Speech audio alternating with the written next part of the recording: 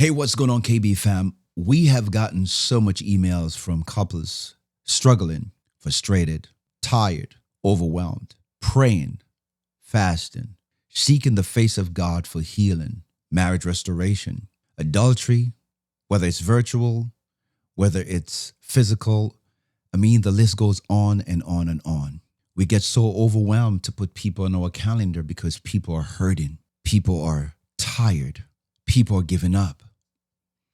And you know what's sad about it? It is the fact that the enemy understands the power of marriage and the power of covenant. And a lot of us in the body of Christ don't. We don't realize what the enemy is trying to do.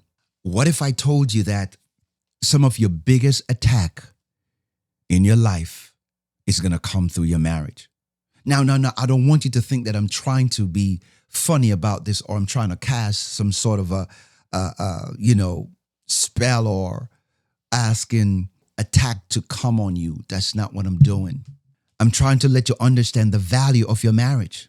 I'm trying to let you know that the enemy hates your marriage and he will do anything and everything to make sure that your marriage is not successful. I've been married for 32 years to my amazing, wonderful wife.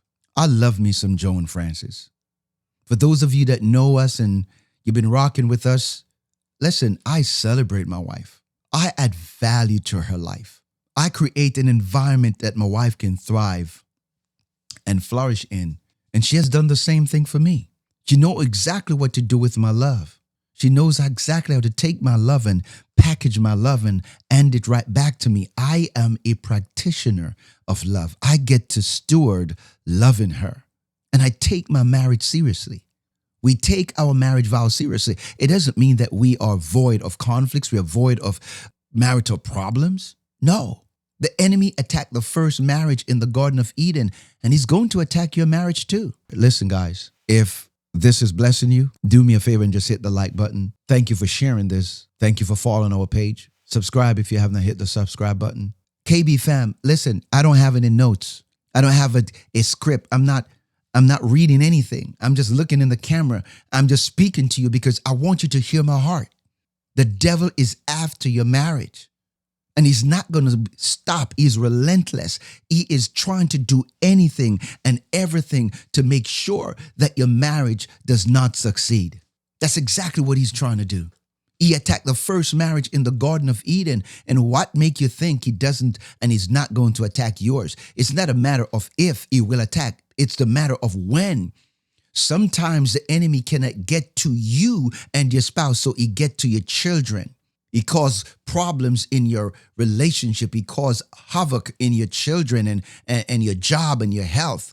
We have seen it all, man. But the Bible tells us that many are the afflictions of the righteous, but the Lord shall deliver us out of them all. You know, one of my favorite scripture, I love that scripture so much. It is in Philippians chapter 4. When he talked about, let me find it here in my Bible because I want you all to get this, man. Let me look for it real quick because I feel the presence of the Lord. Philippians chapter 4 and verse 6. First, let me read from verse 4. Rejoice in the Lord always, and I will say rejoice. And then in verse 5 it says, let your gentleness be known to all men. The Lord is at hand. But verse 6 is what I really want to focus on. From verse 6, it says, be anxious for nothing, but in everything, by prayer and supplication, with thanksgiving, let your requests be made known unto God. Be anxious for nothing. Now, I don't know what you're going through. I don't know the hell that you're dealing with. I don't know the struggles that you're fighting. I don't know the war. I think I do know some of them because I've gotten your emails. I've gotten the DMs. I see the comments in our videos. But the Bible is telling us, be anxious for nothing, but in everything with prayer and supplication. Prayer is one of your most powerful weapons against the enemy. Your therapist can only take you so far. Coaching can only get you so far. A matter of fact, we always tell our clients that we're not going to work harder for you than you're willing to work for yourself. We are not the answer. We're leading you back to the answer. We're leading you back to God. We want you to trust God more than you trust man. You know, one of the biggest problems that we're seeing in our culture today, in our society today, is the fact that men are positioning themselves as the cure and the answer to your problems. That is dangerous. Because first of all, the Bible tells us to trust no man. Put not your trust and your confidence in man. Man is not the answer to your healing and restoration. Man is a resource, but God is the source of all healing. God is the answer. The Bible tells us to trust in the Lord thy God with all our heart. We must lean not on our own understanding, but in all our ways we must acknowledge him, and he shall direct our path. I'm sick and tired of being sick and tired of the same old stuff. We have more content creators. We have more coaches and mentors and therapists and psychotherapists and clinicians and everybody. But yet we have more people that are suicidal. We have more people that are cutting up and shacking up and committing adultery, whether it's virtual or whether it's physical adultery. We have more people that are walking away from their marriage, committing, getting divorced and all of that stuff. Some people are on their second, their third marriage, and they're still messed up, still don't know what to do. How is it that we can have so much information at our disposal and we're still dysfunctional? We still cannot figure it out. You know why?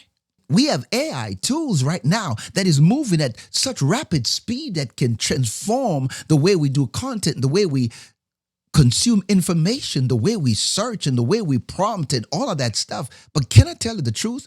None of those things can fix your soul. None of those things can heal your broken heart. None of those things can really make you whole. Because man was never called to be the answer. Men are a guide. We are resources that God is using, and we must bring people back to the source. That is the reason why when you go and you look at any one of my videos, you will see that all of my videos lead you back to God. I just jump on here, man, because I want to tell you to keep fighting. If your marriage is worth fighting for, fight for it. If you know deep down in your heart that you've done wrong against your spouse, fix it. Humble yourself. Swallow your pride. Listen to the voice of God. Come back to the cross. Ask God for help. Ask God for healing. Tell God, I can't live like this anymore. I am tired. I'm overwhelmed. I am done. I can't do this anymore. You know, my friend, for those of you that know our story, my wife and I, we've been married for 32 years. I've known my wife since I was in kindergarten. I've known my wife since I was 5 years old. We grew up together on the beautiful island of Jamaica. I fell in love with my childhood friend. We went to the same school, went to the same church. We got baptized. We got saved in the same convention. We got baptized in the same baptismal service.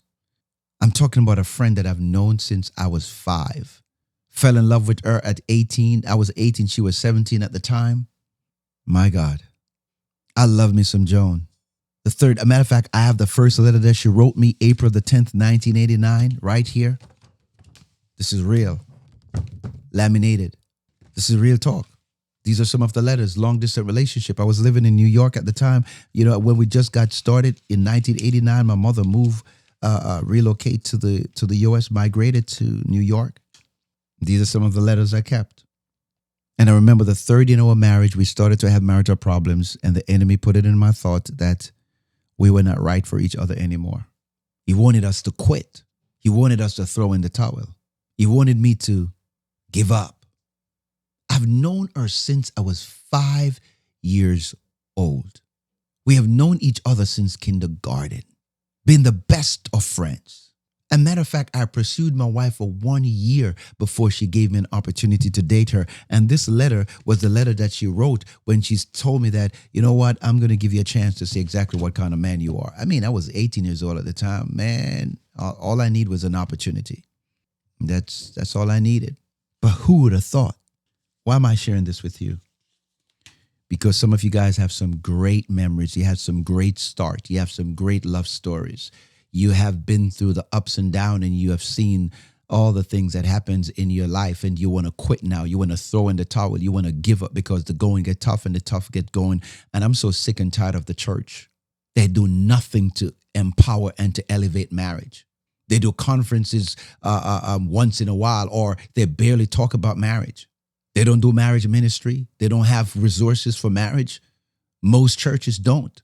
I don't know what we're doing. They don't talk about adultery. They don't talk about sin. They don't talk about repentance. They don't tell men to go back home to your wife. I mean, it's crazy. I really don't know. I'm wondering if some of these pastors don't have good relationships with their wives, why they don't talk about marriage more in the pulpit.